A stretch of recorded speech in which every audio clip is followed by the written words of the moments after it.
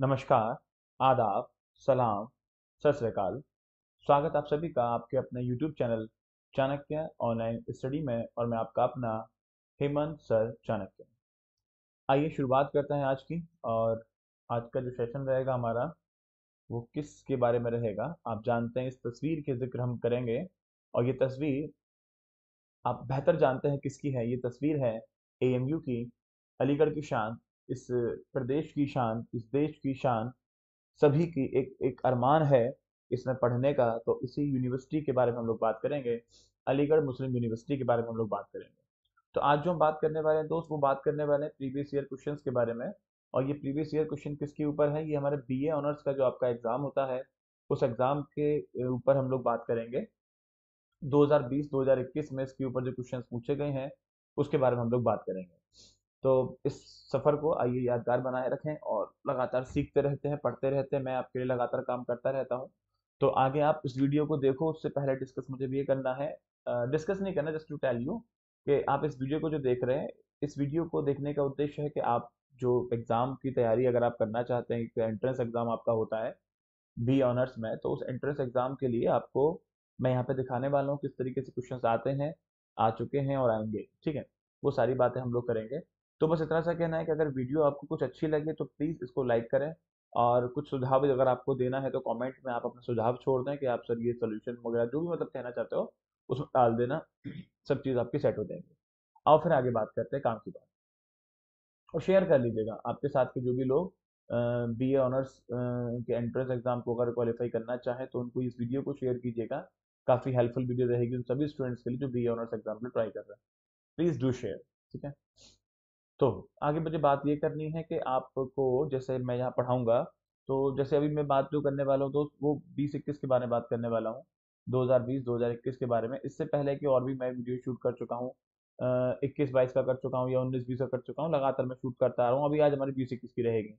तो यहाँ तो मैं आपको पढ़ाता हूँ, इसके लिए आप मुझसे आराम से देखें किस तरीके से क्वेश्चन पेपर आते हैं, क्या क्वेश्चन के आंसर होते हैं, कैसे आंसर देने होते हैं, सारी चीज़ मैं समझाऊंगा। और अगर आप इसे तैयारी करना चाहते हैं तो ये हमारा एक ऐप है जो आपको प्ले स्टोर से मिल जाएगा। प्ले स्टोर पे आप नाम टाइप करेंगे चाणक्य ऑनलाइन स्टडी, यहाँ से आपको हमारा ऐप मिलेगा।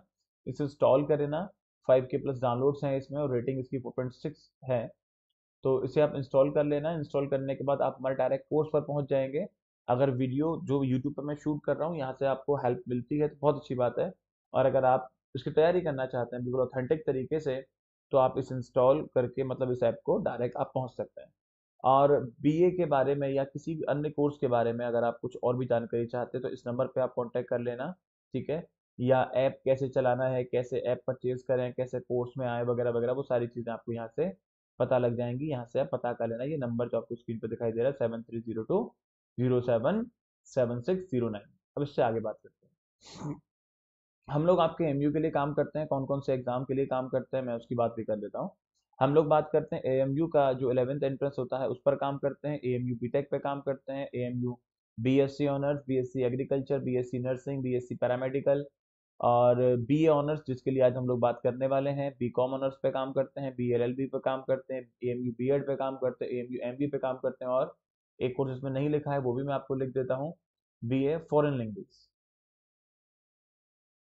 फॉरेन लैंग्वेज पर भी हम लोग काम करते हैं। इन सभी पे हम लोग काम करते हैं। तो अगर आपके साथी लोग, कोई भी लोग अगर AMU का सफर तय करना चाहते हैं हमारे साथ, तो इनमें से दिए गए किसी भी कोर्स के लिए आप उन्हें रिकमेंड कर सकते हैं कि वो बच्चा चाणक्य ऑनलाइन स्टडी से कोर्स ज्वाइन करके आगे पढ़ सकता है। अब बात करते हैं आज की काम की बात। तो ये गया, देखिए यहाँ जो ये आपका BA ऑनर्स का जो एग्ज़ाम है 2020-2021 का, उसके क्वेश्चंस को हम लोग डिस्कस करेंगे। स्टार्टिंग में सबसे पहला क्वेश्चन जो है आपका वो इंग्लिश के ऊपर है, और मैं आपको इंग्लिश ही पढ़ाऊंगा। 1 से लेके 25 तक के क्वेश्चन जो आपके इंग्लिश के रहेंगे। तो मेरे ये इंग्लिश के क्वेश्चन के बाद अगर आपको मैथ्स देखना है, इसमें जो भी सारी चीज़ें और भी आती हैं वो सब अगर देखना है तो इसी चैनल पे आप देखना, सारी चीज़ें आपको मिल जाएंगी। मैं इंग्लिश बनाता हूँ, पूरी टीम है जो कोई मैथ पे काम करता है, कोई रीजनिंग पे काम करता है, कोई टीचिंग एप्टीट्यूड पे काम करता है, कोई इंडो इस्लामिक पे काम करता है, कोई किसी पे काम करता है। तो उस टीम का मैं एक पार्ट हूँ, एक हिस्सा हूँ जो आपको इंग्लिश पे काम करके दूंगा। ठीक है, तो इस तरीके से आप इस सफर को, बहुत मजेदार है, अभी समझते चलेंगे। अब वीडियो आगे शुरू करने से पहले मुझे एक बात आपसे ये कहनी है कि एक तो मैं कंफर्टेबल बैठ जाता हूँ क्योंकि ये वीडियो थोड़ी लंबी होने वाली है। फर्स्ट थिंग, इत्मीनान से सुनिएगा। आप या आपके साथी लोग जो बीए ऑनर्स का एग्जाम देना चाहते हैं एएमयू के एंट्रेंस के लिए, उनको ये वीडियो अच्छी लगेगी तो बेशक आप भी देखें और उन सभी लोगों को इसका फायदा पहुंचे, क्योंकि इस वीडियो से मेरा उद्देश्य है आपको कुछ इन्फॉर्मेशन देना कि कैसा एग्जाम होता है और कैसे आपको तैयारी करनी है। अगर आप खुद से तैयारी कर सकते हैं तो ऊपर जो नंबर दिया है हमने उस नंबर पे कांटेक्ट करके आप पूछ लेना हम लोगों से कि भाई कौन कौन सी किताबें सर लेनी चाहिए, हम खुद पढ़ना चाहते हैं तो सेल्फ स्टडी करना चाहते हैं तो सारी इन्फॉर्मेशन आपको वहाँ से गाइडेंस पूरी मिल जाएगी। और अगर आपको लगता है कि वो मोटी मोटी किताबें पढ़ के किसी वजह से आपको दिक्कत होने की संभावना है, तो कुछ नहीं करना, बस आपको उस ऐप पे आना है जो मैंने बोला। उस ऐप में पूरा कोर्स हमारा एक न्यू बैच स्टार्ट होने वाला है, ठीक है, ऑनलाइन पढ़ाते हैं हम लोग इसमें। तो आप डायरेक्ट उससे हमारे ऐप में आ सकते हैं, पढ़ सकते हैं बेचिंता होकर, ठीक है, कांटेक्ट कर लेना, पता लग जाएगा। अब इस वीडियो को शुरू करने से पहले ये बताऊंगा कि हम 1 से लेके 25 तक के क्वेश्चन जो इसमें दिए हैं वो इंग्लिश के दिए हैं, उनको सब बात करेंगे। और हर क्वेश्चन पे मैं आपको बताता जाऊंगा कौन सा क्वेश्चन किस चैप्टर से उठा के लिया गया है, ताकि अगर आप खुद सेल्फ स्टडी कर रहे हो तो उस चैप्टर पे आप विशेष ध्यान दे पाए। और कहीं तक मेरा मानना है कि मैंने आपके इस एएमयू के लिए, मतलब इस एएमयू से जुड़ा रहा हूँ मैं, एक अपना उम्र का एक लंबा समय इस पर गुजारा है इस टाइप के एंट्रेंस एग्जाम में, कि कैसे कैसे क्या क्या क्वेश्चन आते हैं। तो इतना तजुर्बा है बस कि अगर आप मुझसे पढ़ते हैं तो यकीन मानिए जो पढ़ाएंगे वो आपके एग्जाम में आएगा, आता है और आता रहेगा, क्योंकि उसके लिए मेहनत करते हैं हम लोग, ठीक है। तो बेटा अब मैं क्या करने वाला हूँ सुनिएगा। मेरी फेस आपको दिखना बंद हो जाएगा क्योंकि मुझे यहाँ पे लिखना पड़ेगा, पढ़ाना पड़ेगा।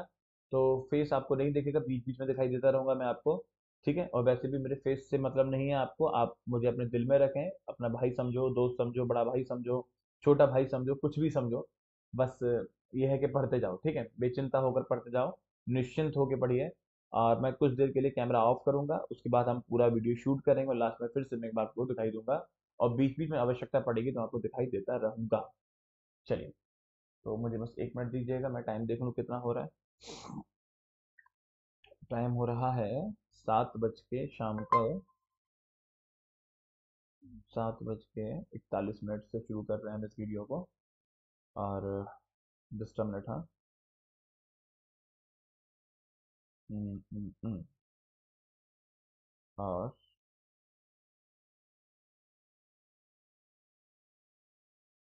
ठीक है, अब हम इसको यहाँ साइड में रखेंगे, कैमरा ऑफ करेंगे और हम पढ़ना शुरू करेंगे। बाय बाय,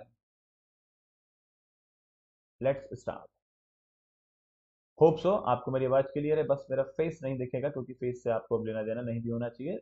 बस इत्मीनान से पढ़ाई पर ध्यान दीजिए। सबसे पहला क्वेश्चन है, he does not want to do anything, he is such या एन ब्लैंक। तो ये जो क्वेश्चन है ना बेटा, वो क्वेश्चन एक आपका वोकैब के ऊपर है। जब भी मैं आपसे वोकैब की बात करूँ, देखो साइड में पहले क्वेश्चन से लिख दूं, जब भी मैं अगर वोकैब का नाम लूँ ना आपसे, वोकैब, तो वोकैब का मतलब आपका वो क्वेश्चन सिनोनिम का हो सकता है, वो क्वेश्चन एंटोनिम का हो सकता है, वो क्वेश्चन आपका इडियम का हो सकता है, वो क्वेश्चन आपका प्रोवर्ब का हो सकता है। इनमें से कोई भी एक टाइप का होगा। तो अभी ये जो क्वेश्चन है मैंने बोला वोकैब का है, अब ये क्या है समझना। He does not want to do anything, वो कुछ भी नहीं करना चाहता, ही सच एंड ब्लैंक। अब यहाँ पे कुछ भरना है, भरने के लिए पहले मैं आपको उसकी मीनिंग बता दूं। देखो, एलाक्रिटस जो वर्ड है इसके माने होता है जोशपूर्ण, जोशपूर्ण, ठीक है। अच्छा, विगोरस जो वर्ड होता है इसके माने भी होता है जोशपूर्ण, हिंदी इसकी भी सेम है, जोशपूर्ण। ओके बेटा, चलो।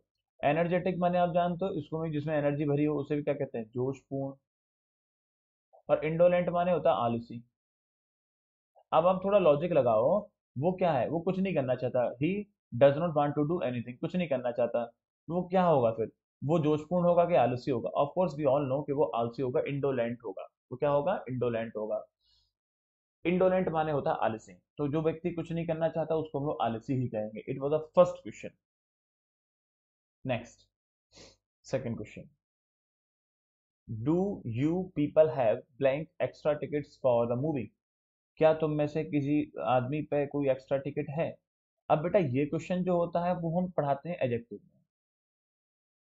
मैं सारे टॉपिक के नाम लिखता रहूंगा ताकि आप अगर खुद से स्टडी करें तो समझ पाए। बाकी हम लोग इसको एनालाइज करते रहते हैं हर तरह के पेपर को, मतलब ईयर वाइज, चैप्टर वाइज। जैसे जो मैं तो ऐप में पढ़ाता हूँ ना, तो ऐप में क्या, मैं कोर्स में जब पढ़ाता हूँ तो बच्चों को, जैसे मान लो मैंने एक चैप्टर पढ़ा है नाउन, तो उस नाउन से रिलेटेड जितने भी क्वेश्चन अब तक पूछे गए हैं, जब से एग्जाम होना शुरू हुए हैं तब से अब तक, नाउन से किस किस तरह के क्वेश्चन, सब कुछ हम बच्चों को देते हैं उसमें। तो मतलब एक स्टूडेंट के लिए बस एक बहुत थोड़ा सा मेहनत रह जाती है, वो सारी मेहनत हम लोगों ने की होती है। क्यों की होती है? क्योंकि मेरा काम है मेहनत करना। तो एडजेक्टिव में बेटा हम क्या पढ़ाते हैं, देखो एक चैप्टर होता है एडजेक्टिव में, इन वर्ड्स को पढ़ाते हैं। सम मोर माने होता है कुछ और, एनदर माने कोई दूसरा, एनी माने कोई, सम माने कोई। सम जो होता है पॉजिटिव सेंटेंस में यूज होता है, एनी जो होता है नेगेटिव सेंटेंस में यूज होता है, इनका कोई मतलब नहीं है यहाँ पर। और एनी को नेगेटिव के अलावा एनी को इंटेरोगेटिव सेंटेंस में और यूज किया जाता है। अब क्वेश्चन कह रहा है do you have blank extra ticket, क्या तुम्हारे पास कोई एक्स्ट्रा टिकट है? तो एनी माने भी कोई होता है, सम माने भी कोई होता है। लेकिन जहां सेंटेंस इंटेरोगेटिव हो या नेगेटिव हो, तो उसमें एनी आता, सम नहीं आता। Do you have any extra tickets, क्या तुम्हारे पास कोई भी एक्स्ट्रा टिकट है? ये वो चीज है। आगे देखो। आगे देखेंगे अगला question. The student blank the teacher for coming late, student ने टीचर को ब्लैंक जो भी मतलब किया कमिंग लेट, लेट आने के लिए। अब इसमें आप देखेंगे तो ये क्वेश्चन आपका बेटा प्रपोजिशन से आता है। यहाँ प्रपोजिशन में क्या है कि दिए गए word apologise apologise apologise apologise सब में सेम है। अच्छा, अपोलोजाइज माने होता है माफी मांगना, माफी मांगना। आपको समझ में आ रहा होगा, स्टूडेंट ने टीचर से माफी मांगी लिटाने के लिए। अब माफी मांगना तो ठीक है, लेकिन अपोलोजाइज में लगाएं क्या? फॉर लगाएं कि विद लगाएं कि एट लगाएं? तो ये प्रपोजिशन में पढ़ा जाता है कि अपोलोजाइज में टू फिक्स होता है बेटा। अपोलोजाइज टू फिक्स है, apologise to, apologise to, apologise to. तो student apologise to the teacher for coming late, student ने टीचर को क्षमा मांगा देर से आने के लिए। ठीक है, अगला क्वेश्चन देखो। Choose the correct sentence from the following, इनमें से कोई आपको सही सेंटेंस बताना है। Choose the correct sentence with the following, इनमें से करेक्ट सेंटेंस बताना है, सही कौन सा है। दोबारा सुन लो। चूज द करेक्ट सेंटेंस, आपको दिए हुए सेंटेंस में तीन सेंटेंस गलत हैं, कोई एक सेंटेंस सही है। तो पहले सिमिलरिटी देखो। देखो the mall opposite, the mall opposite, the mall opposite, the mall opposite. ठीक है। अब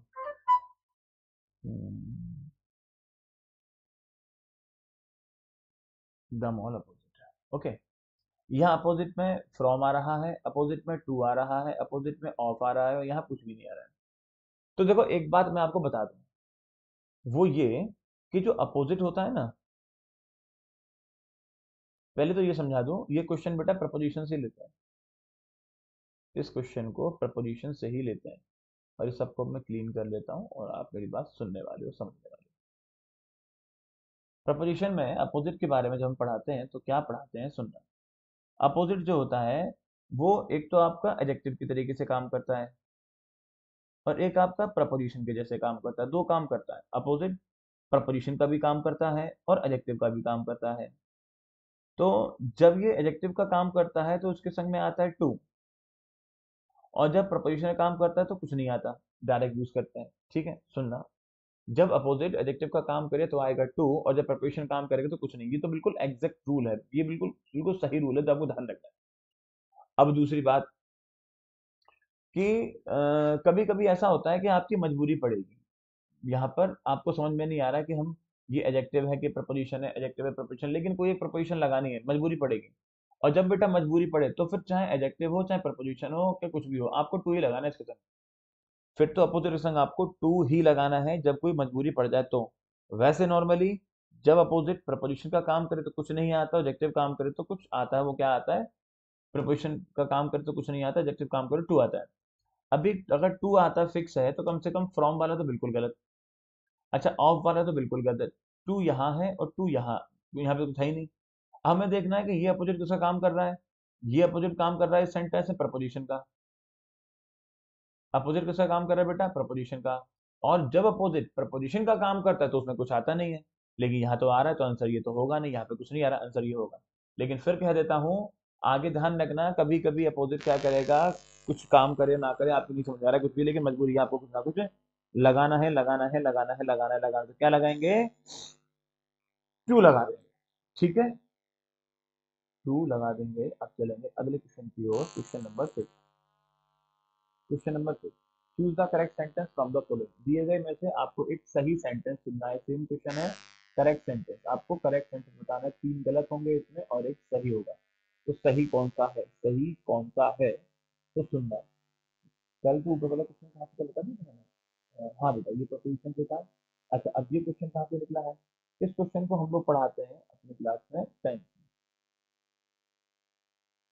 टेंथ में पढ़ाया जाता है। टेंथ में क्या पढ़ाया जाता है?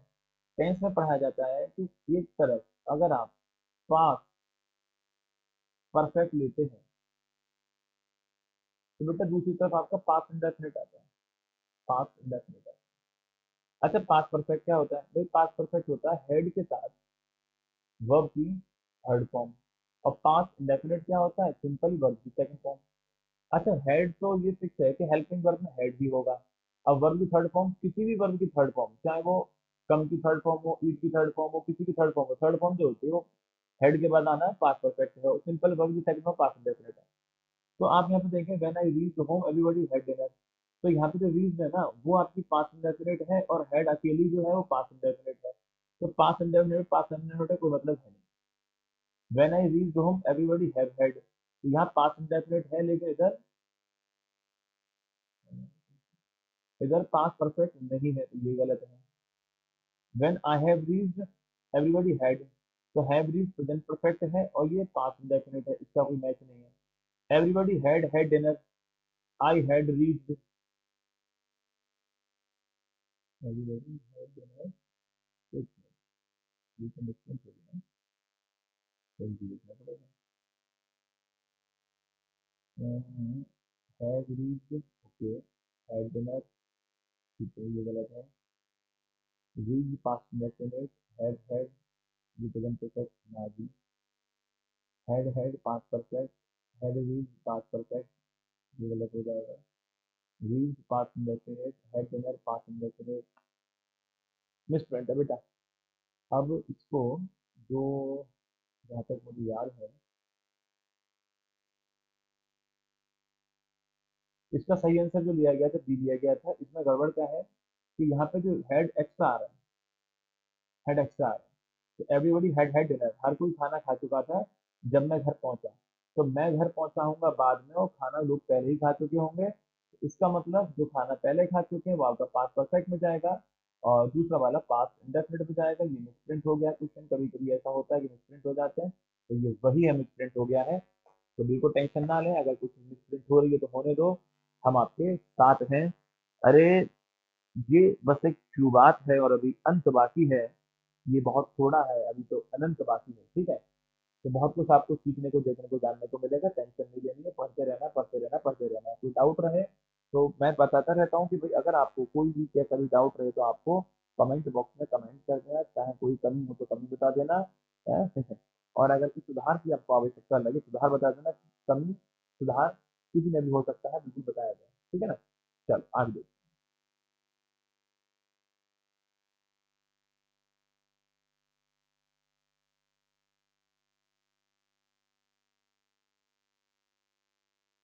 Next, fill in the correct preposition with the following sentence. अच्छा, आप देखिए तीसरा यानी चौथा क्वेश्चन है प्रपोजिशन के ऊपर। प्रपोजिशन की वेटेज हर एग्जाम में ज्यादा रहती है। मैं बीए का भी पढ़ाता हूँ, बीएलएलबी का भी पढ़ाता हूँ, एमबीए का भी पढ़ाता हूँ, बीकॉम का पढ़ाता हूँ, मल्टीपल चीजें बीएससी में पढ़ाता हूँ। तो इंग्लिश को मैंने हमेशा देखा कि प्रपोजिशन की वेटेज ज्यादा होती है। और इसके सारे मतलब, मैं अपने लिए जो खुद को मानता हूँ, इतने सारे एग्जाम मैं इंग्लिश पर काम करता हूँ, और बाकी सभी टीचर काम करते हैं हम लोग यहाँ पर। तो एक एहसास होता है कि हाँ जी, पेपर में किस तरीके से बनता है, किस तरीके से आता है। तो बस हाँ, इतना कहते हैं कि अगर आप जुड़ते हैं ना हमसे, तो आपको अपनी किताबों में बुद्धि नहीं मारनी है। आपको मतलब ये है कि बस एक बस पूरे दिन उठने के बाद क्या करना है, हमारे ऐप से पढ़ना है और सो जाना है। अपना एक्स्ट्रा मेहनत करने के बाद सो जाना है। टेंशन नहीं लेनी है, ठीक है, टेंशन नहीं लेनी है।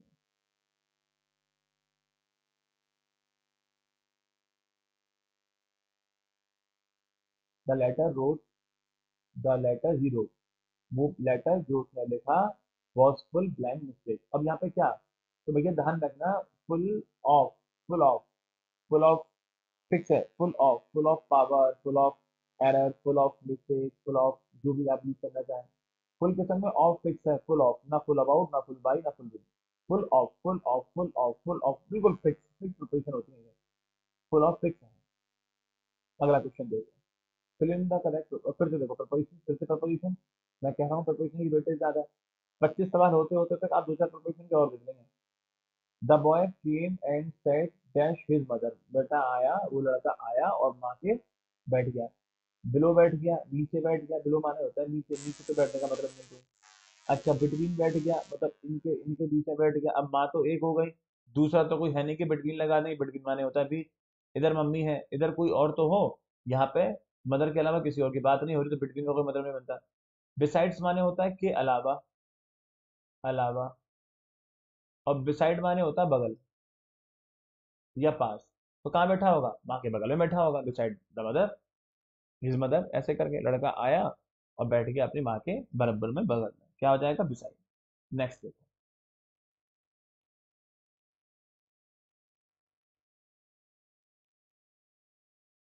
देखो अब ये क्वेश्चन आपका वोकैब का है। यहाँ क्या है? He set he his setting off in trepidation brought his confidence down.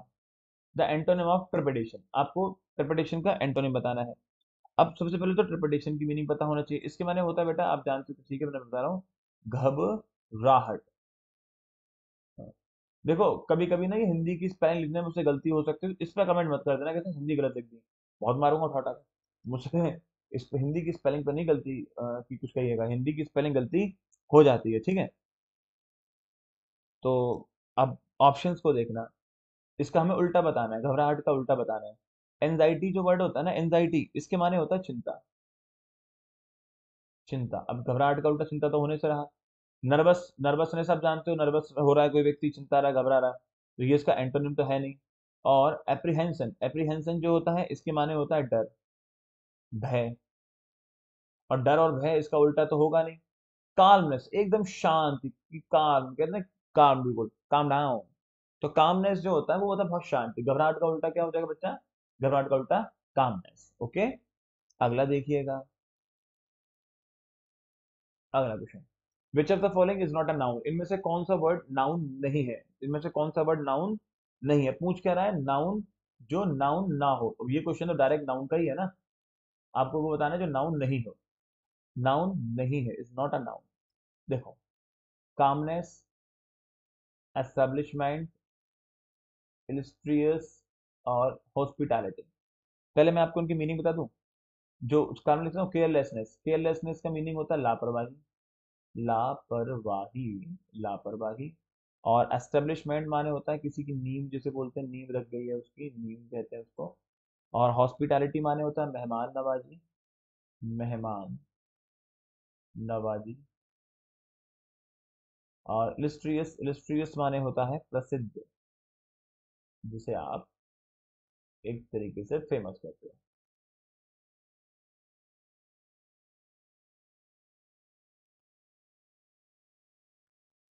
प्रख्यात भी कहते हैं, लिख लिया। अब कौन सा नाउन नहीं है? तो देखो, हमेशा ध्यान रखना, अगर किसी वर्ड के आखिर में एनी डबल एस आ जाए तो वो नाउन होगा। ई एन टी आ जाए वो नाउन होगा। टी वाई आ जाए वो नाउन होगा। लेकिन अगर कहीं ओ यू एस आता है, पायस, जनरस, इलस्ट्रियस, ये सारे वर्ड कैसे हैं? ये होते हैं एडजेक्टिव। ये पहचान है एडजेक्टिव की। अगर किसी के आखिर में ओ यू एस आ जाए, पायस हो गया, जनरस हो गया, इलस्ट्रियस हो गया, है ना, कोपियस हो गया, ये सारे वर्ड कैसे होते हैं? एडजेक्टिव होते हैं। तो ओ यू एस वाले होते हैं एडजेक्टिव। अगर एडजेक्टिव है तो उसका नाउन नहीं है। आंसर क्या होगा? डी। आगे देखो।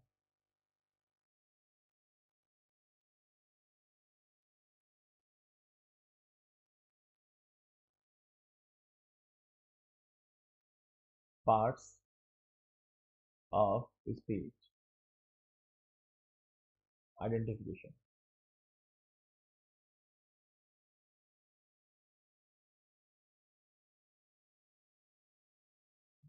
जितने पार्ट्स ऑफ स्पीच आपके होते हैं, नाउन है, प्रोनाउन है, एडजेक्टिव है, एडवर्ब, वर्ब है, कंजंक्शन है, प्रपोजिशन है, इंटरजेक्शन है, 8 होते हैं। ओके।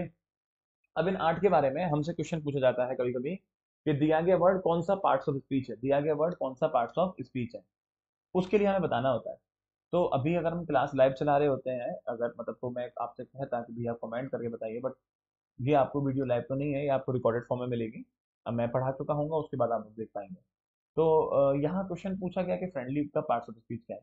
आइदर या तो एडवर्ब है, या एडजेक्टिव है, या नाउन है, या कंजंक्शन है, तो दोस्त इतना तो आपके समझ में आ रहा होगा, ये कोई कंजंक्शन तो है नहीं। Conjunction are the words with join, जो ज्वाइन करते हो, ज्वाइन कुछ कर नहीं रहा तो फ्रेंडली आपका कंजंक्शन तो है नहीं। अब सोचो क्या।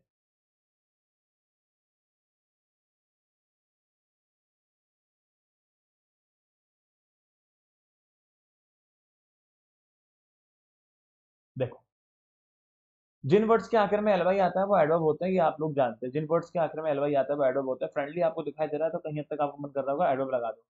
लेकिन एक बात सुनो, मैं यहाँ से समझाता हूँ आपको, बड़े इत्मीनान से सुनते रहना, ठीक है।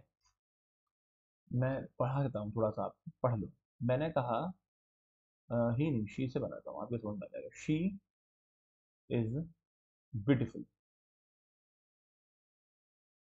She is beautiful. तो ब्यूटीफुल कौन है? शी। और शी क्या है? एक प्रोनाउन। और अगर कोई वर्ड किसी नाउन या प्रोनाउन की विशेषता बताता है तो उसे आप क्या कहते हो? एडजेक्टिव कहते हो। ठीक है। अब मैं यहाँ पे अगर ये लिख दूं कि शी डांसेस ब्यूटीफुल,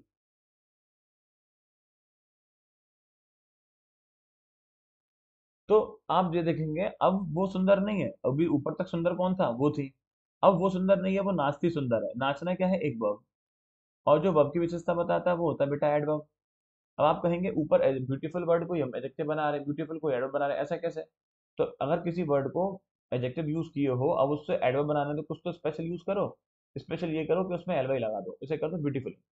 तो यहां से आपके दिमाग में आता है कि जिन वर्ड्स के आखिर में एलवाई आता है वो एडवर्ब होते हैं। लेकिन एक बात ध्यान रखो, जिन वर्ड्स के आखिर में एलवाई आता है वो वर्ड्स बनते कैसे हैं? किसी एडजेक्टिव में, किसी एडजेक्टिव में एलवाई लगाने से जो बनता है वो होता है बेटा एडवर्ब। ठीक है, एडजेक्टिव में एलवाई लगाने से एडवर्ब। अब आपका वर्ड क्या है? फ्रेंडली। वर्ड क्या है आपका? फ्रेंडली। फ्रेंडली में आप देख रहे हैं एक तो वर्ड है आपका फ्रेंड, उसमें लगा हुआ है एलवाई। तो फ्रेंड क्या है बेटा? वो है कि नाउन। और नाउन में अगर आप एलवाई जोड़ते हो तो फिर आपको क्या मिलता है? फिर मिलता है एडजेक्टिव। नाउन में एलवाई जोड़ने से मिलेगा एडजेक्टिव। तो फ्रेंडली जो वर्ड है ना आपका, फ्रेंडली, वो बेटा एक एडजेक्टिव है। वो क्या है? एक एडजेक्टिव है। तो एलवाई वाले वर्ड एडवर्ब होते हैं, लेकिन नहीं, नाउन वह नहीं। फ्रेंडली क्या है? एडजेक्टिव। कैसे है? देखो मीनिंग देख लो, he is very friendly. Friendly कौन है? वो। और वो क्या है? प्रोनाउन। और प्रोनाउन की विशेषता जो बताता है वो क्या होता है? एक एडजेक्टिव ही तो होता है। और सिर्फ फ्रेंडली ही नहीं, फ्रेंडली के अलावा बहुत से ऐसे वर्ड जिनमें नाउन में एलवाई लगता है। जैसे देखो, कोवार्ड। कोवार्ड एक नाउन है, इसमें एलवाई कोवार्डली। माइजर। माइजर एक नाउन है, इसमें एल बाई माइजरली। गॉड एक नाउन है, इसमें एल बाई गॉडली। फ्रेंड एक नाउन है। ठीक है। और देखो, होम एक नाउन है, होम में आता है एल बाई होमली। ठीक है। और मंथ एक नाउन है, मंथ में आता है मंथली, ईयरली। हिल माने पहाड़, एक नाउन है, इसमें आता है एल बाई हिली एरिया बोलते हैं आप। समझ रहे हैं ना? तो ये सारे वर्ड जो होते हैं, ये सब आपके क्या होते हैं? एडजेक्टिव होते हैं, जिनके नाउन में एलवाई लगाने से वर्ड बनते हैं वो आपके होते हैं एडजेक्टिव। तो आंसर क्या होगा? एडजेक्टिव। जितनी चीजें मैं आपको भी समझा रहा हूँ इनको बहुत इजी फॉर्म में हमने अपने ऐप में डाला हुआ है। तो अगर आप ऐप से जुड़ोगे तो आपको इतनी ज्यादा सोचने की आवश्यकता ही नहीं है, डायरेक्ट मतलब। अब मैं क्या ही कहूँ,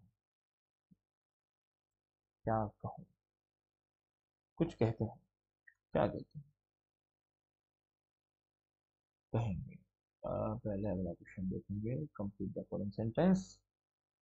सेंटेंस को पूरा करना है, सेंटेंस आपके सामने है। तो भैया चलो अब पढ़ते हैं। पता है, ये जो मेहनत कर रहे हैं ना हम लोग यूट्यूब पे, यहाँ पर ये काम में आती है। मेरे आए चाहे आपके आए, तो ये काम में आएगी। और मेहनत के बारे में किसी ने कहा है कि अपनी किसी मेहनत को बेकार मत मानना। मंजिल जरूर मिलेगी, मंजिल जरूर मिलेगी, बस हार मत मानना। पढ़ते जाना, पढ़ते जाना, पढ़ते जाना ना। यहाँ जो आप देख पा रहे हैं कि ब्लैंक जो आपको पूरा करना है, उसमें एट, फॉर, आफ्टर, अहेड, ये सारी चीजें आपको दिखा देंगी कि ये सेंटेंस प्रपोजिशन के ऊपर है। अब प्रपोजिशन में भी एक टॉपिक होता है मेरे दोस्त, वो होता है फ्रेजल वर्ब। आप कहेंगे सर ये वर्ब जैसी चीज तो हमने सुनी है, क्या होती है ये नई नई बात आप फ्रेजल वर्ब कह रहे हैं, ये क्या होता है? तो बेटा फ्रेजल वर्ब ये होती है कि अगर किसी वर्ब में आप प्रपोजिशन जोड़ देते हैं, वर्ब में प्रपोजिशन जोड़ देते हैं और अगर उसका मीनिंग बदल जाता है तो फिर वो वर्ब वर्ब नहीं कहलाती, वो कहलाती है फ्रेजल वर्ब। जैसे कि आप जानते हैं गिव माने होता है देना, अप माने होता है ऊपर, लेकिन गिव अप माने क्या होता है, छोड़ना। समझ रहे हो, मीनिंग चेंज हो गया।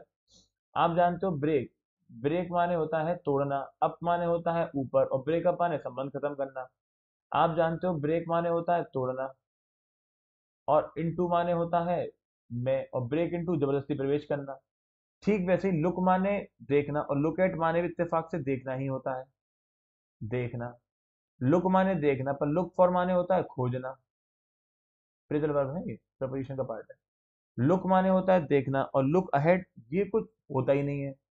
लुक माने देखना, लुक आफ्टर माने देखभाल करना, देखभाल करना। अब will you dash my parents when I am away, क्या तुम मेरे पेरेंट्स को करोगे जब मैं बाहर हूँ। तो जब मैं बाहर हूँ तो क्या मेरे पेरेंट्स को खोजोगे, ना जी। देखोगे, ना जी।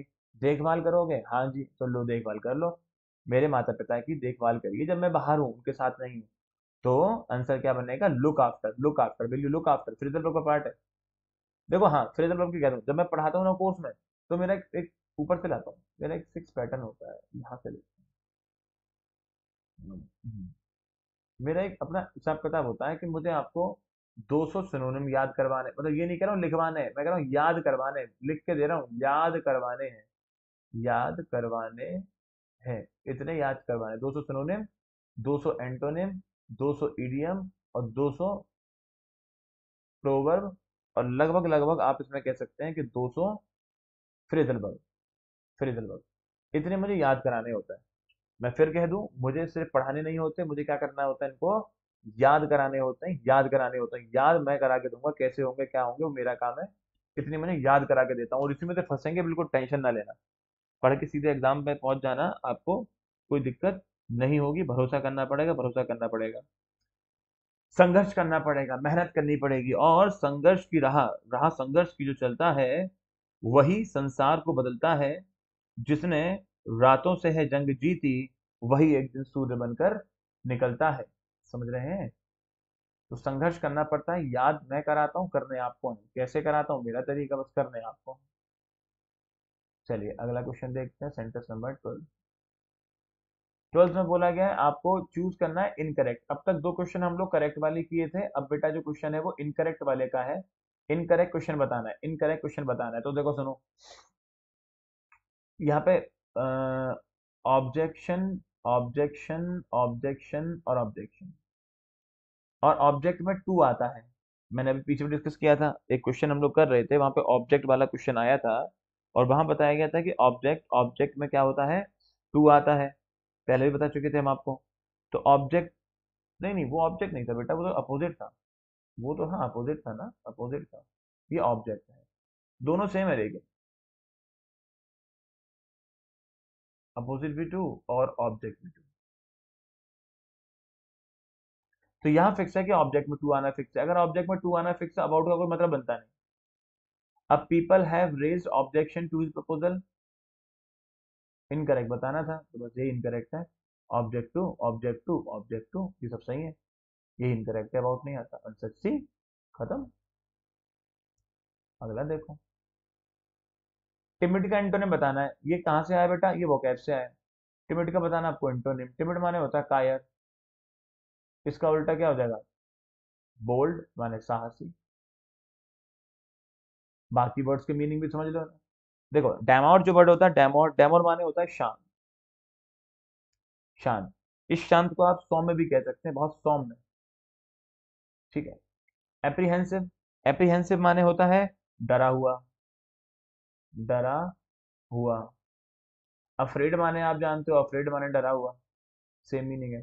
तो कायर डरा हुआ तो कोई मतलब, उसका कायर का उल्टा तो फिर डरा हुआ तो कोई है नहीं। अब कायर का उल्टा बताना है, कायर का उल्टा साहसी, बिल्कुल बोल्ड पर्सन।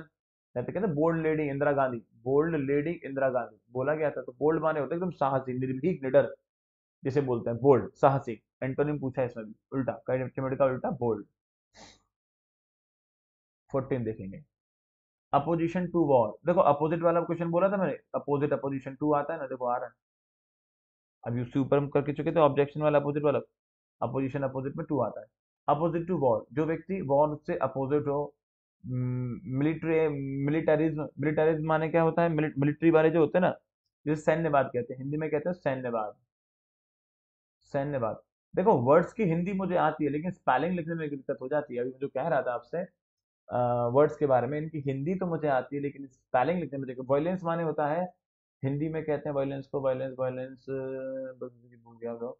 वायलेंट माने प्रचंड कहते हैं, प्रचंड मतलब अग्रेसिव जो होता है ना। तो ऐसा व्यक्ति जो इन सब चीजों के विरोध में रहता हो, बिल्कुल युद्ध ना चाहता हो, सैन्यवाद सेना वेना ना चाहता हो, वायलेंस ना चाहता हो, ऐसे व्यक्ति को कहते हैं पैसिफिज्म। वो जो फील होती है उस फील को पैसिफिज्म, इसे कहते हैं शांतिवाद। शांतिवाद। जो व्यक्ति लड़ाई झगड़े से बिल्कुल दूर रहना चाहता हो, शांत रहता हो, उसे बोलते हैं पैसिफिज्म। उस फीलिंग को और उस पर्सन को कहते हैं पैसिफिस्ट, पैसिफिस्ट, पैसिफिस्ट, शांतिवाद कहते हैं। जो सुकून होता है, सुकून को, लड़ाई झगड़े से बचने को क्या बोलते हैं, पैसिफिज्म कहते हैं। और व्यक्ति जो लड़ाई झगड़े से बचता है उसे पैसिफिस्ट कहते हैं, पैसिफिस्ट कहते हैं। बाकी वर्ड्स की मीनिंग और मैं आपको बता दूं। एक्सट्रीमिज्म, एक्सट्रीमिज्म जो होता है बेटा, एक्सट्रीमिज्म की हिंदी होती है जिसे आप उग्रवाद कहते हो, उग्रवाद, उग्रवाद। xenophobia माने होता है अजनबी का डर, अजनबी का डर। ये फोबिया कहीं भी आ जाए ना, इसके माने डर होता है। जैसे कि एक होता है हाइड्रोफोबिया, हाइड्रोफोबिया, ये किसका डर होता है, वाटर का डर होता है ना। एक होता है थियोफोबिया, थियोफोबिया, थियोफोबिया किसका डर होता है बेटा, ये गॉड का डर होता है। ठीक है, हाइड्रोफोबिया हो गया। एक होता है देखो पायरोफोबिया, पायरोफोबिया, ये किसका डर होता है, ये फायर का डर होता है। एक होता है, आप जैसे आपने सुना होगा क्लस्ट्रोफोबिया, क्लस्ट्रोफोबिया, क्लस्ट्रोफोबिया किसका डर होता है, ये होता है क्लोज स्पेस, क्लोज स्पेस, छोटी जगहों का डर। एक होता है एगोराफोबिया, ये होता है ओपन स्पेस, बंद खुली जगहों का डर।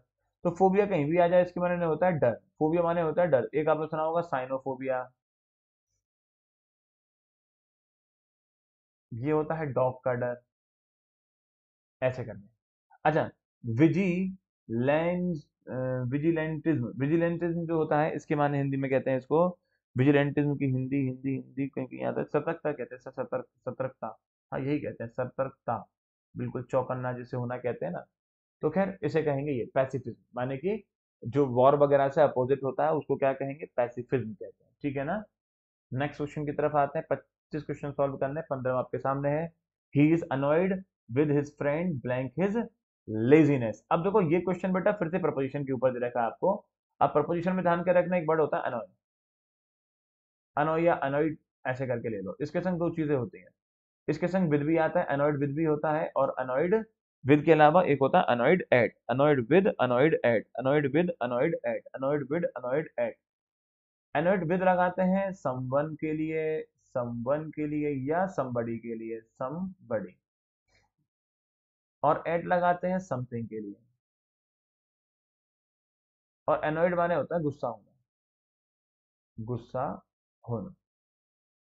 देखो कैमरा, एक बार आता हूँ, कैमरा ऑफ करने की वजह समझ में आ गई। I am back. तो जैसे मैं लिख रहा हूँ ना, तो पीछे मतलब धीमे धीमे क्या होता है, मैं इधर भी लिख देता हूँ। तो अगर कैमरा चालू रहेगा तो मेरे दिमाग में खुरापात रहती है यार, कहीं मेरे फेस पे ना आ जाए, ऐसे करके डर लगता है मुझे। तो मैं उसके लिए कैमरा ऑफ कर देता हूँ, ताकि मैं आराम से आपको पढ़ा सकूँ, समझा सकूँ, फ्री हो गया। और वैसे जब कैमरा चालू रखता हूँ तो कहीं हद तक आपका दिमाग मेरे फेस पर जाता है। अब मैं क्या कर रहा हूँ, कैसे बोल रहा हूँ, क्या हाथ चला रहा हूँ, क्या पैर चला रहा हूँ, क्यों, आप देखते हो और मेरे हाथ पैर चलते हैं, ऐसे करके नाचते हैं। तो ऐसा कुछ ना हो और आप पूरा फोकस रख सकें अपने इस चीज पर, इसलिए मैं आपको पढ़ाता हूँ। तो पहले तो इस क्वेश्चन को डिस्कस कर देते हैं, लाओ।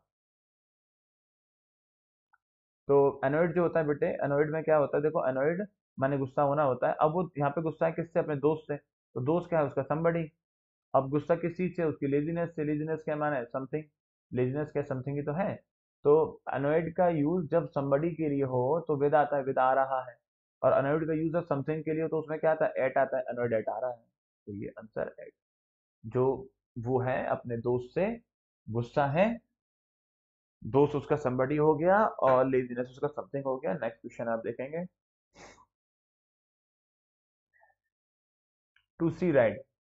टू सी रेड मीन्स बताना है आपको। टू सी रेड क्या है? ये एक इडियम है। मैंने स्टार्टिंग में जैसे आपको दिखा देता हूँ, स्टार्टिंग में बोला हूँ आपको, ये बार बार दिखाना पड़ता है और दिखाने से मुझे क्या परेशानी है। ये आई टोल्ड यू कि वोकैब में हमको क्या क्या पढ़ना होता है बेटा। वोकैब में हमको सिनोनिम पढ़ना होता है, एंटोनिम पढ़ना होता है, इडियम पढ़ना होता है, प्रोवर्ब। तो ये ईडीएम की जो मैं बात किया था आपसे स्टार्टिंग में, 200 कई वीडियो मुझे आपको याद कराने होते हैं, तो उसी में से एक ये आपका ईडीएम है जो है to see red. To see red माने होता है एकदम से लाल आंख हो जाना। और इंसान की लाल आंख कब हो जाती है? जब आपको एकदम गुस्सा आता है, इसे कहते हैं गुस्सा आना। गुस्सा आना। जब कोई आपका दोस्त आपके घर से लाया हुआ लंच बॉक्स खा जाएगा ना, तो आपको गुस्सा आती है, और गुस्सा आने को कहते हैं टू सी रेड। और टू सी रेड के हिसाब से गुस्सा आने का फिर आंसर क्या हो जाएगा? To become very angry suddenly, अचानक से बिल्कुल गुस्सा आ जाना क्या कहलाता है? या गुस्सा आ जाना जैसे भी कह लो, become very angry suddenly is called to see red. अच्छा, एक बात मुझे आपसे कहनी है, जैसे जो एएमयू है ना, ये एक सपना होता है बहुत से लोगों के लिए, ठीक है? और सपना होना भी चाहिए, क्योंकि यहाँ की तालीम जो मिलती है ना, वो हर किसी के बस की बात भी नहीं है कि वो ले पाए। और बस इसमें क्या है कि पहले आप यहाँ आ ही जाओ, तो पढ़ पाओगे यहाँ से। और यहाँ से पढ़ना एक मतलब, जैसे अगर आपने कहा कि कुछ चुनिंदा सपने सोच के रखता है ना इंसान कि मैं अपनी दुनिया में ये करना चाहता हूँ, जिंदगी में वो करना चाहता हूँ, तो जो आप करना चाहते हो उसमें से एक ये सपना है कि हम एएमयू में पढ़ना चाहते हैं। एक सपना, ये एक मिनट, समवन टेक्स्ट में,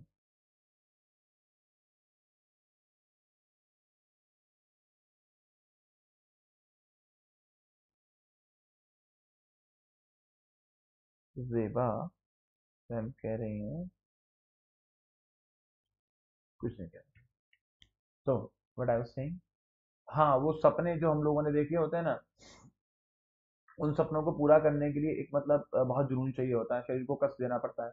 तो हम बात कर रहे थे एएमयू के बारे में। तो एएमयू की एक ऐसी लाइफ है कि यहाँ से जो पढ़ते हैं आप, उससे होशियार तो होते ही होते हैं। होशियार के अलावा जिंदगी में जो कभी सुख नहीं ले पाता ना इंसान, मेरा मानना ऐसा है, हम जिंदगी में कुछ नहीं कर पाए, कुछ नहीं कर पाए, कुछ नहीं कर पाए। बस एएमयू में आ लिए, एएमयू में रह लिए, वो ग्रेजुएशन के 3 साल अगर पूरे कर लिए ना, जिंदगी भर याद रहेगी। यहाँ की हॉस्टल लाइफ, यहाँ की लाइब्रेरी वाली लाइफ, जो यहाँ प्रोग्राम्स होते हैं, वो चाय पीना, भूख लगने पे चुंगी पर जाना, ठीक है, ऑमलेट खाना या मटरी ऑमलेट खाना, वो सारी चीजें जो होती हैं, एक वो लाइफ होती है, like you can never forget it. You can never forget. तो आओ फिर आगे बढ़ते हैं। वैसे भी जीत के लिए कहते हैं ना कि जीत के लिए जुनून चाहिए और खौलता उबलता खून चाहिए। तो बस इसी प्रयास में लगे रहो, सफलता मिलेगी। बस इतना जरूर करना है, इस वीडियो को शेयर करना उन सभी लोगों को जो एएमयू का एंट्रेंस एग्जाम क्वालिफाई करना चाहते हैं, सब पर पहुंचनी चाहिए। तो चलो फिर से कैमरा ऑफ कर देता हूँ, वरना बातें करेंगे हम लोग, बातें नहीं करनी, हमें काम करना है। Let's go. कैमरा ऑफ हो चुका है, हम लोग अगले क्वेश्चन की तरफ आने वाले हैं। The next question is, antonym पूछा गया नेव का। नेव का आपको इंटोनिम बताना है, और ये वोकैब से ही है। और पहले तो बात है कि नेव क्या होता है भाई। नेव माने होता है अनुभवहीन। अनुभवहीन, जिसे आप इनएक्सपर्ट कहते हो। अब इसका उल्टा क्या हो जाएगा? तो देखो, अनसोफिस्टिकेटेड जो होता है, अनसोफिस्टिकेटेड, इसके माने होता है गंवार। गंवार। अच्छा, गंवार को बेसिकली आप इसे जो गंवार कहते हो, उसे असभ्य कह सकते हो। असभ्य। तो गंवार से मतलब ये मत समझना कि हम किसी ऐसे व्यक्ति के लिए बोल रहे हैं जो गांव से है। गांव वाले को गंवार कहते हैं, गांव वाले को गंवार नहीं कहते हैं। गंवार कहते हैं उस व्यक्ति को जो असभ्य है, उसे अनसोफिस्टिकेटेड कह देते हैं। तो असभ्य से मतलब क्या है? असभ्य से मतलब है जिसको समाज के रीति रिवाज नहीं पता, कि अपने छोटे से कैसे बात करनी है, अपने बड़े से कैसे बात करनी है, अपने बराबर के से कैसे बात करनी है, ठीक है, महिलाओं से कैसे बात करनी है। जिसको इसका ज्ञान नहीं है, उसको हम लोग अनसोफिस्टिकेटेड कहते हैं। कभी कभी लोग समझते हैं कि किसी गांव के व्यक्ति को गंवार कहते हैं, ऐसा नहीं है बेटा। ठीक है, अनसोफिस्टिकेटेड होता है मतलब असभ्य। अगला देखो, जैसे अलर्टनेस, आर्टलेस, आर्टलेस लिखा हुआ, आर्टलेस, कलाहीन। कल कलानी, कलाहीन, कलाहीन, आर्टलेस कहते हैं जिसमें कला नहीं है कोई, ना गाने की, ना बजाने की, ना नाचने की, ना झूमने की, उसको हम आर्टलेस कहते हैं। और इनजेनस, एक तो इंजीनियस होता है। इनजेनस जो वर्ड है ना, इनजेनस, इसके माने होता है सच्चा, एकदम सच्चा व्यक्ति, और सच्चा कह लो इसको, या निष्पाप जिसे आप हिंदी में बोलते हो, निष्पाप, जो पाप वाप ना करता हो कोई। और वाइज माने होता है बुद्धिमान। अब देखो इस एंटोनिम नेव का उल्टा क्या हो जाएगा, इनजेनस ना, अनसोफिस्टिकेटेड, वाइज होगा बेटा, डायरेक्ट वाइज। वाइज होगा इसका आंसर, जो बुद्धिमान है, अनुभवहीन है, उसका उल्टा क्या है, वाइज, बुद्धिमान। जो ऑप्शन बचते हैं उस हिसाब से वही लगाओगे। अगला देखो, फिर से आपको देखो एंटोनिम पूछ लिया, एंटोनिम किसका, प्लेकेट का, प्लेकेट का। अब प्लेकेट क्या होता है भाई, प्लेकेट प्लेकेट प्लेकेट माने होता है शांत करना। प्लेकेट माने होता है शांत करना। अब जब इसके माने शांत करना है तो दिए गए ऑप्शंस के मीनिंग सुनो। पैसिफाई माने होता है शांत करना, ये तो हो गया इसका सिनोनिम, शांत करना। और पैसिफाई शांत करने से आप याद रहे होंगे एक वर्ड आरआईपी, आरआईपी में पी माने क्या होता है, रेस्ट इन पीस, पीस मान शांति, तो पीस से बनता है पैसिफाई, ये तो इसका आंसर होगा नहीं, वो तो उल्टा होता है। अच्छा, ये पेंटेटिव वर्ड बेटा गलत टाइप हो गया, भगवान जाने क्या टाइप हो गया, इसे मिटाई देते हैं, हमारे पास मान लो तीन ही ऑप्शन है। अब दिए गए ऑप्शन में अपेज, अपेज जो वर्ड होता है, अपेज माने होता है संतुष्ट करना, संतुष्ट करना। और एंटागोनाइज, एंटागोनाइज जो वर्ड होता है इसके माने दुश्मनी करना, दुश्मनी करना। अब देखो शांत करने का, संतुष्ट करना ना, तो ये तो ऑप्शन ही गलत हो गया, फिर क्या बचता है एंटागोनाइज, एक्चुअली इसका आंसर एंटागोनाइज था। तो यहाँ ये वर्ड क्या दिया था एग्जाम में मुझे तो नहीं पता, अब मुझे लाइब्रेरी जाना पड़ेगा, इसका प्रीवियस ईयर निकालना पड़ेगा, इस ईयर 2020-21 का, वहां से देख के बताएंगे। हालांकि ये वर्ड मैंने सुना नहीं है कभी, ये गलत है।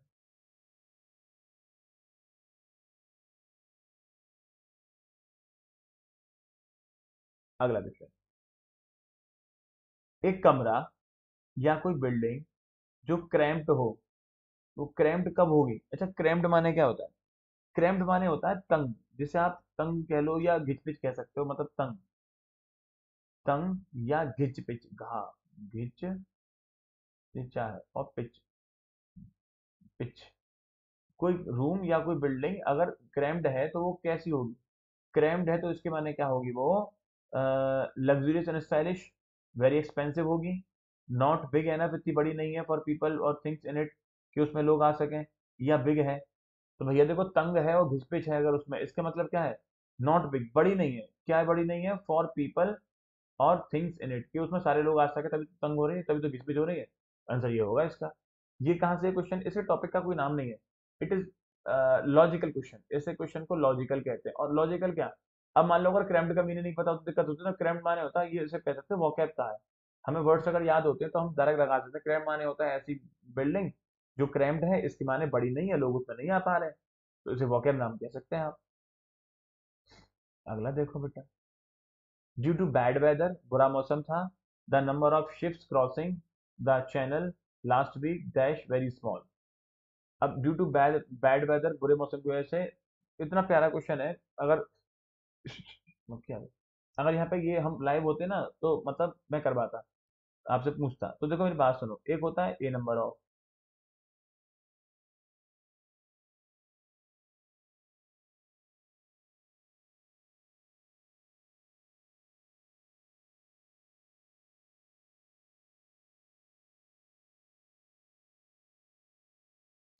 इसके बाद में जो भी नाउन आएगा ए नंबर ऑफ के बाद, वो नाउन आपका प्लूरल होगा,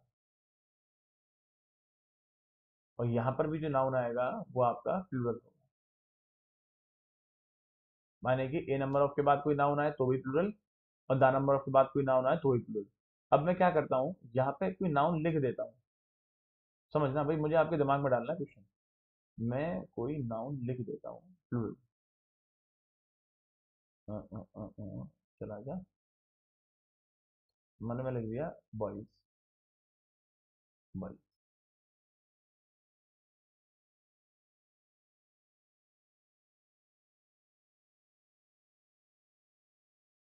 हियर, ऑप्शंस।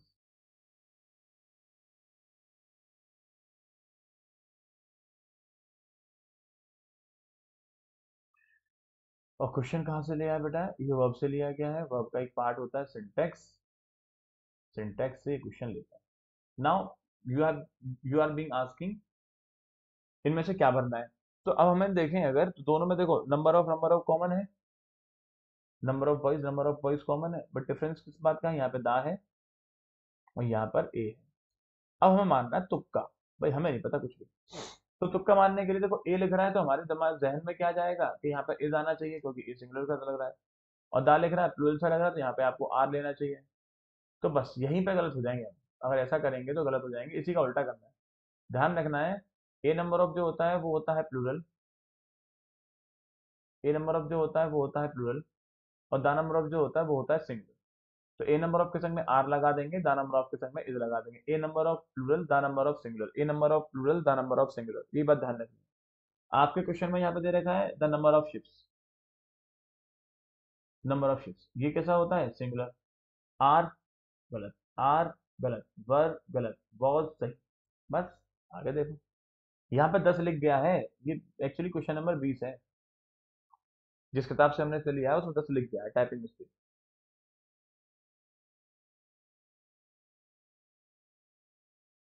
ही खाली जगह in this remote colony since August 1989। Question कहाँ से बच्चा, टेंस से लिया गया है। टेंस में क्या सिखाते हैं, हम ये सिखाते हैं कि अगर कहीं आप सिंस या फॉर यूज करते हैं और उसके बाद कोई टाइम लिखते हैं, टाइम कोई भी, तो उससे पहले आप दो टाइप के टेंस यूज कर सकते हैं, या तो प्रेजेंट परफेक्ट, प्रेजेंट परफेक्ट, या फिर प्रेजेंट परफेक्ट कॉन्टिन्यूस। ठीक, अगर आप सिंस या फॉर के संग कोई दो टाइम लिखते हैं तो आप दो टेंस यूज कर सकते हैं, present perfect, present perfect continuous. अब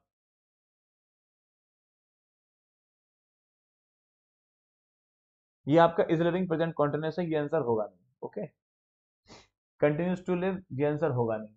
यहाँ पे प्रेजेंट परफेक्ट कॉन्टिन्यूस भी दिया हुआ है आपको, प्रेजेंट परफेक्ट भी दिया हुआ है, और मैंने कहा कि दोनों लगाते हैं हम।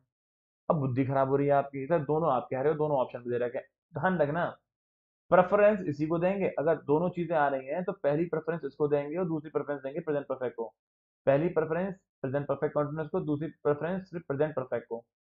तो आंसर क्या हो जाएगा ये, अगर किसी वजह से यहाँ प्रेजेंट परफेक्ट कॉन्टिन्यूस में गड़बड़ होती, भाई अगर मान लो ऑप्शन होता है ये वाला हमारा, हैव बीन लिविंग, तो आप समझते हैं ना कि भैया है ही हमारा सब्जेक्ट है, ही के साथ तो हैव आने से रहा, तो ये तो आंसर होगा नहीं, तो फिर आपकी मजबूरी होती है आपको ये लगाना पड़ता है। दोनों बातें बता के चल रहा हूँ, लेकिन चूंकि यहाँ पे आपको जब प्रॉपर आंसर दिया हुआ है हैज बीन लिविंग, तो फिर आंसर आपको यही होगा, ना कि हैज लिव्ड। ये नहीं होगा बेटा, कौन सा होगा, हैज बीन लिविंग। 21 क्वेश्चन कर चुके हैं, 22वां क्वेश्चन। ये क्वेश्चन कहाँ से लिया गया है, neither my sister nor my brother blank at home. Conjunction एक टॉपिक होता है, कंजंक्शन से लिया गया है। कंजंक्शन में क्या बताया जाता है, सुनो। कंजंक्शन में एक होता है आइदर, इसका पेयर बनता है ओ आर और से। एक होता है नीदर, इसका पेयर बनता है नॉर से। एक होता है नॉट ओनली, इसका पेयर बनता है बट आल्सो से। अब यहाँ पे एक सब्जेक्ट आता है और यहाँ पे एक सब्जेक्ट आता है, फिर आपसे कहते हैं कि आगे आपको वर्ब भरनी है। तो वर्ब जो यहाँ पे भरनी है बेटा वो दूसरे सब्जेक्ट के हिसाब से भरनी है। ध्यान रखना, जो वर्ब भरनी है दूसरे सब्जेक्ट के हिसाब से।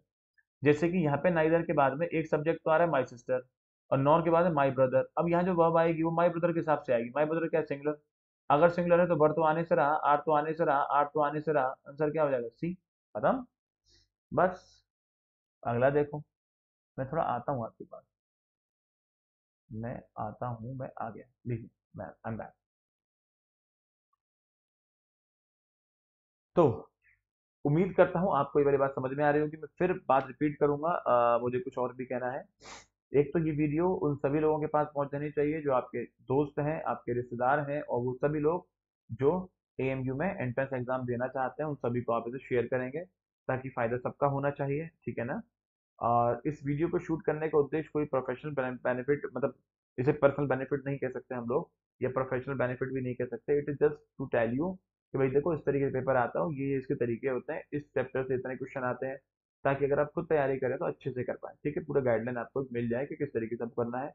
इंग्लिश मैं करा रहा हूँ, इंग्लिश के बाद मैथ्स कराने के लिए टीचर है, रीजनिंग कराने के टीचर है, और जो भी सारी चीज़ें आपकी इसमें आती हैं वो सब चीज़ें कराने के लिए टीचर्स हैं, वो अपना अपना अलग करवाते रहेंगे, मैं आपको भी इंग्लिश से करवा रहा हूँ। हाँ, इतना ज़रूर कहते हैं कि हम लोग चूंकि इसका बैच चलाते हैं, तो मैं बता देता हूँ बच्चों को कि अगर आपको लगता है कि सर हम सेल्फ स्टडी से शायद नहीं कर पाएंगे और डाउट है कोई, तो चांस तो ले नहीं सकते ना कोई, क्योंकि मैं काफ़ी सारे बच्चों से बात करता रहता हूँ। देखो मैं आपको कुछ बता दूँ, lots of students generally talk to me कि सर हम मतलब जैसे एक मैं किस्सा सुनाता हूँ आपको। लास्ट 3 डेज जो भी थे, तो मैंने एक बच्चे से बात किया फोन पर। मतलब कैसे बात किया, ही जस्ट कॉल मी कि सर मैं आपसे बात करना चाहता हूँ, कुछ पूछना चाहता हूँ इंग्लिश के बारे में, क्योंकि पढ़ाता हूँ मैं, कोई क्वेश्चन रहा होगा किसी चीज़ का, तो उन्होंने मुझसे पूछा, तो मैंने बता दिया। अब उनसे बात होने लगी, तो मैंने उनसे पूछा कहाँ के रहने वाले हो, he was from I think Bihar, I think Bihar, Bihar से थे वो। तो उनसे पूछा गया, तो बोलते हैं किसी कॉलेज में पढ़ता हूँ। तो मैंने उनसे कहा तुम मेरी वीडियो पे तुमने कैसे देखी, मैं किससे कांटेक्ट किया तुम? बोले सर एएमयू मैं पढ़ना चाहता था मैं, उसके लिए मैंने तैयारी की थी सेल्फ स्टडी, और फिर मेरा नंबर नहीं आ पाया। नंबर नहीं आ पाया तो मुझे 1 साल का मौका नहीं दिया घर वालों ने, परिस्थितियां कुछ ऐसी बन गई, फिर मुझे मौका नहीं दिया तो मुझे वहीं की वहीं एडमिशन मेरा करवा दिया। तो मैंने कहा अब एक बार और एंट्रेंस एग्जाम दे के देख लो, शायद तुम्हारी बात बन जाए। तो बोला सर मैं देना चाहता हूँ, लेकिन अब मेरे घर वाले मुझे मौका नहीं देंगे। लेकिन वो बच्चा बोला कि शायद सर मैं उस टाइम पर एक सही तरीके से कहीं से पढ़ा होता, कहीं प्रॉपर मुझे किसी ने गाइडलाइन दी होती, तो उसी टाइम अगर मतलब मैं एएमयू में आ गया होता, तो आज मैं एएमयू से पढ़ रहा होता। तो लेकिन ऐसा नहीं हुआ, उसके साथ में नहीं क्वालिफाई कर पाया। तो इस सब का जो सडन सबस्टेंसेस के, अगर आपके पास मौका है, मैं पढ़ा रहा हूँ या कोई और पढ़ा रहा है, और आप सटीक जानकारी अगर आप ले सकते हैं किसी से, तो पहली बार में लीजिए। क्योंकि एक बार अगर हमारे हाथ से मौका निकल गया, हमने मान लो कोई लालच किया या हमसे कोई गड़बड़ हुई, और किसी वजह से हमने कोई सही तरीके से गाइडेंस की नहीं ली टीचर से, तो वो नहीं आया नंबर, तो फिर दोबारा कब क्या होगा कोई भरोसा नहीं बेटा इसका। आपको दोबारा मौका मिल पाएगा नहीं मिल पाएगा, घर वाले सपोर्ट करेंगे नहीं करेंगे, आप लड़की हैं पता नहीं क्या आपके लिए, लोग कहें कि आपकी जल्दी शादी हो जाएगी, 1 साल तो बेकार करते थे वगैरह, आप मौका नहीं देंगे, ड्रॉपर हो गए आप। तो आई रिक्वेस्ट यू अपनी लाइफ से बिल्कुल ना खेलें, और बिल्कुल सही टाइम पर सही चीज़ों का सही फैसला लें।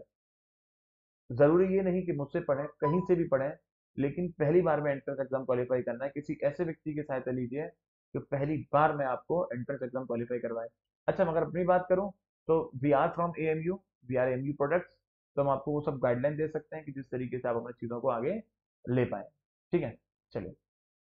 तो काफ़ी सारी बातें हो गई, हाँ इतना ज़रूर कहना है कि जब हम लोग ऑफलाइन पढ़ाते हैं तो वो सारे स्टूडेंट तो हम जुड़े होते हैं, लेकिन जो हमसे ऑनलाइन पढ़ेंगे, चाहे यूट्यूब से पढ़ रहे हो, चाहे वो इसके बाद ऐप से आके पढ़ें, उन सब लोगों से कहना ये है कि जब आपका सिलेक्शन हो जाएगा, आप अलीगढ़ में आएंगे, यहाँ पढ़ने लगेंगे एएमयू के अंदर, तो एक बार हमसे आप मिलेंगे ज़रूर, आप हमारे नंबर पर फ़ोन करेंगे और कहेंगे सर हम सेलेक्ट हो चुके हैं, हम एडमिशन ले रहे हैं इसमें और एडमिशन पढ़ाई शुरू कर चुके हैं, एक बार मिलना चाहते हैं।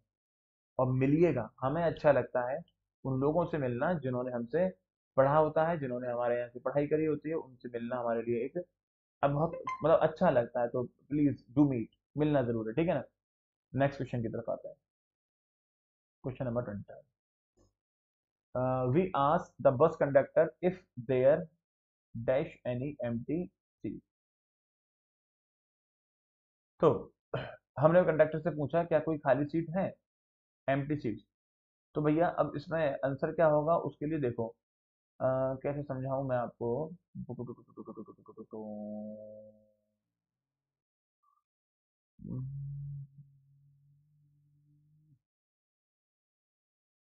ऐसे करो, एक बात, एक सेंटेंस समझो, मैं आपके दिमाग में डाला करो, देयर खाली जगह, माई फ्रेंड, और देयर खाली जगह, माई फ्रेंड्स। ठीक सुनना, बहुत मतलब एक इंटरेस्टिंग सी बात है, तो सही से लिख देता हूँ, फ्रेंड्स। ओके। और आपको यहाँ भरने को ऑप्शन दिए गए इज और आर, और यहाँ दिया गया है इज और आर। ओके। अब आप अगर ये देखेंगे दोनों सेंटेंस में सब्जेक्ट आपका देयर है, और देयर के अकॉर्डिंग आप अगर क्रिया भरेंगे तो पता नहीं क्या भरेंगे। तो यहाँ जो आप जो वर्ब भरने वाले हो, यहाँ माई फ्रेंड है, माई फ्रेंड्स है, माई फ्रेंड है तो आप इस भर दोगे, माई फ्रेंड्स है तो आप आर भर दोगे। तो इसका मतलब एक दिमाग में डालो, जो देयर अगर कभी सब्जेक्ट का काम करे ना, तो देयर के हिसाब से कभी क्रिया नहीं आती, क्रिया आती है देयर के बाद जो चीज होती है उसके हिसाब से। देयर अगर सब्जेक्ट काम करे कभी क्रिया नहीं आती, क्रिया आती है उसके बाद जो चीज़ है उसके हिसाब से। तो ऊपर वाले माई फ्रेंड है, माई फ्रेंड के हिसाब से आ जाएगा इज, और माई फ्रेंड से माई फ्रेंड्स के हिसाब से आ जाएगा आर। वो वही चीज आपके यहाँ पे हो रही है, देयर के हिसाब से क्रिया नहीं आती है, देयर के बाद जो चीज है उसके हिसाब से आती है, एनी एम्प्टी सीट्स। तो अगर आप देखेंगे सीट्स आपका प्लूरल है तो उसके हिसाब से आप क्रिया लगाने वाले हो। अच्छा, प्लूरल में आपका वर है, प्लूरल में आपका आर है, ठीक। इस बेस पर अगर आप देखेंगे, क्योंकि सेंटेंस में आस्ट दिया हुआ है, आस्ट आपका V2 है, पास्ट है, तो पास्ट के हिसाब से फिर आप आर लगाओगे नहीं, आप यहाँ वर लगाओगे। लेकिन लेकिन लेकिन सुनो सुनो सुनो, ये मिसप्रिंट हुआ है। एनी जो चीज होता है ना बेटा, एनी की पहले मतलब मैं क्वेश्चन करा चुका हूँ पीछे, तो ध्यान देना कि एनी के बाद जो आपका नाउन आता है ना, वो आपका सिंगुलर आता है, सिंगुलर। तो बात ये कि इस क्वेश्चन में एनी आ रहा है, एनी के बाद जो सीट्स दिया हुआ है वो गलती से आ गया, क्वेश्चन है सिर्फ सीट। इज देयर मतलब if there is any seat, क्या कोई सीट खाली है, तो यहाँ आंसर आपका इज होगा या वॉज होगा, इनमें से एक होगा, क्योंकि एनी एम्प्टी सीट्स नहीं होता है, सीट होगा, सीट होगा तो कम से कम आपको इसके हिसाब से क्रिया लगानी है। अच्छा, उसने कंडक्टर से पूछा पास्ट में, तो आंसर भी पास्ट में होगा, आंसर होगा was, if there was any empty seat. Next, do you mean that the house to the to do you mean do you mean that the house dash to one person, क्या तुम्हारा ये मतलब है कि वो घर किसी एक पर्सन का है। तो ये बिलोंग जो वर्ड होता है ना, बिलोंग, बिलोंग वर्ड होता है से संबंध रखना। जैसे कि मैं कहूँ आई आई बिलोंग टू अलीगढ़, मैं अलीगढ़ से बिलोंग करता हूँ। और जुनैद सर है, ही बिलोंग्स टू मुरादाबाद, वो मुरादाबाद से बिलोंग करते हैं। एक जेबा मैम है, शी बिलोंग्स टू शायद फतेहगढ़ या फतेहपुर से बिलोंग करती हैं, ऐसे करके। इफ आई से के Wasim sir, he belongs to Rajasthan, वो राजस्थान से बिलोंग करते हैं, ठीक है ना। तो बिलोंग माने होता है से संबंध होना। तो इस सेंटेंस का मतलब क्या है कि क्या तुम्हारा ये मतलब है कि ये घर किसी एक पर्सन का है। तो एक बात हमेशा ध्यान रखना कि बिलोंग जो वर्ड है ना, belong, never use, never use in continuous, ये कभी कॉन्टेंस में यूज नहीं होता। कॉन्टेंस में यूज नहीं होता तो आंसर आपका ये तो होने से रहा, ये तो होने से रहा, क्या बनेगा, बिलोंग्स। क्या तुम्हारा ये मतलब है this house belongs to one person, ये घर किसी एक पर्सन का है ना, तो इसमें और भी लोग हैं। House belongs to one person, not belonging वगैरह, ठीक है, ध्यान रखेंगे। And the next question is, और the last question is, when I turned around, जैसे मैं पीछे मुड़ा, the bugler was aiming gun blank. तो इसके माने होता है चोर वगैरह, इसका मीनिंग होता है, ठीक है। वो गन को एम कर रहा था। This question is from preposition, preposition की वेटेज बहुत ज्यादा है, ध्यान देना। और कितना पढ़ना है वो तो मैं पढ़ा ही दूंगा आपको जब मुझसे पढ़ोगे, बाकी खुद से पढ़ रहे हो तो प्रिपरेशन थोड़ा ज्यादा पढ़ लेना। लास्ट क्वेश्चन है, अब मुझे इसकी जरूरत नहीं है। तो ये किस लिए था, जैसे जब हम लोग लिखते हैं ना, तो शायद आपको देखा है, नहीं देखा ना, यहाँ पे ना ये जो मतलब ऐसे पकड़ के जो लिखते हैं जैसे पेन, लिख लिख के यहाँ पे मतलब ये पूरी स्किन उड़ गई थी मेरी, उड़ गई थी। हाँ हाँ, लिखता हूँ तो एक तो मैं कभी इसलिए नहीं पढ़ाता मतलब कि खत्म करना है बस, पढ़ाता हूँ तो मुझे मस्ती चढ़ती है पढ़ाने में, मेरा काम ही टीचर का मतलब ये होता है कि उसे अपने मतलब टीचर क्या, हर वो इंसान जिसका जो काम है उसको अपने काम में एक पैशन होना चाहिए। उसे अपने काम जब करे ना वो इंसान वो काम, तो बाकी सब भूल जाना चाहिए उसको, बस वो अपने काम पे ध्यान रहे। मैं कह रहा हूँ आप अगर स्टूडेंट हैं तो आपका मतलब है कि बस पढ़ाई के अलावा फिर कुछ दिखना नहीं चाहिए आपको। आप अगर व्यापारी हैं तो फिर आपको व्यापार के अलावा कुछ दिखना नहीं चाहिए। आप अगर किसान हैं तो आपको उसके अलावा कुछ दिखना नहीं चाहिए। और अगर मैं टीचर हूँ तो मुझे पढ़ाई के अलावा फिर कुछ दिखना नहीं चाहिए, वही होता था। तो आई यूज टू राइट, मैं जब लिखा करता था तो लंबा लंबा वीडियो बनाता था, तो ये जो स्किन थी ये उड़ गई थी लिख लिख के उसमें। फिर वो स्किन उड़ने का मतलब समझते हो ना, बहुत ज्यादा पेन होना और तकलीफ होना, जैसे कुछ ऐसे मतलब सपोज करो मैं ऐसे करके लिखूंगा रुड़ेगी इससे, तो बंद भी नहीं हो पाती थी वो, पट्टी लगा लो इस पे, तो कभी ना कभी में दिक्कत होती थी। फिर मतलब मैंने क्या ये ग्लव्स यूज किया। अब इससे ये होता है कि वो मेरा ये फिंगर ये सही हो गया, इसकी स्किन सही हो गई, तो इसलिए मैं उसे यूज करता हूँ। हाँ वापस आता हूँ। तो बेटा ये क्वेश्चन क्या है कि एम जो है ना, एम ध्यान रखना, एम जो होता है ना, एम इसके संग फिक्स है कि एम एट होता है, निशाना लगाना, एम एट होता है निशाना गन से उसने निशाना लगाया, aim at aim at aim at, answer is B. खत्म। इसके बाद के जो क्वेश्चन है वो मेरे नहीं है, बाकी लोगों के हैं, वो सॉल्व कराएंगे। मैं दिखा देता हूँ आपको। जैसे कि Akbar ascended the throne at the age of, जो भी आपको बताना होगा इसका आंसर देखेंगे 26 में, और ऐसे सारे क्वेश्चन हैं। The founder of Mahadeviya movement was, ऐसे करके क्वेश्चन है एक आपका। द रियल नेम ऑफ अमीर खुसरो वॉज, क्या वो आपको बताना है। The biblical name of prophet Ayyub, ये आपको बताना है। ऐसे Sikkim Sikkim has a special reverence to the Sufi sheikh, ये आपको बताना है। तो these are not my question, ये मेरे क्वेश्चन नहीं है, औरों के हैं, वो सभी आएंगे आपको इससे सॉल्व करा के जाएंगे। तो मेरा आपका सफर इन 25 क्वेश्चन के लिए था, जो लास्ट क्वेश्चन ये था। नाउ बहुत ही जल्द नई दोबारा मुलाकात होगी और एक नई वीडियो के साथ में, और बहुत जल्द हम लोग एक बैच शुरू करने वाले हैं, बिल्कुल फ्रेश बैच, 2-3 दिन के अंदर। तो अगर आप लोग उसमें पढ़ना चाहें तो बिल्कुल आप ऐप पे क्लिक करके हमारे नंबर से जुड़ के आप इस पे आ सकते हैं। जब तक के लिए शबा खैर, शुभ रात्रि। मैंने 7:41 पे स्टार्ट की थी और अब 8:40 हो चुके हैं अप्रोक्सीमेट। मैं देखूं टाइम, तो we have completed 1 hour something, हम लोग पूरा कर चुके हैं।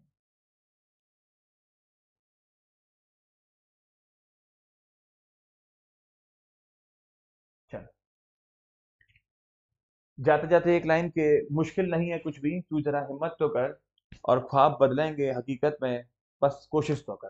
ठीक है, कोशिश करो, सही गलत ऊपर वाला देखेगा, बस आप लगे रहिए। Bye bye everybody, good night.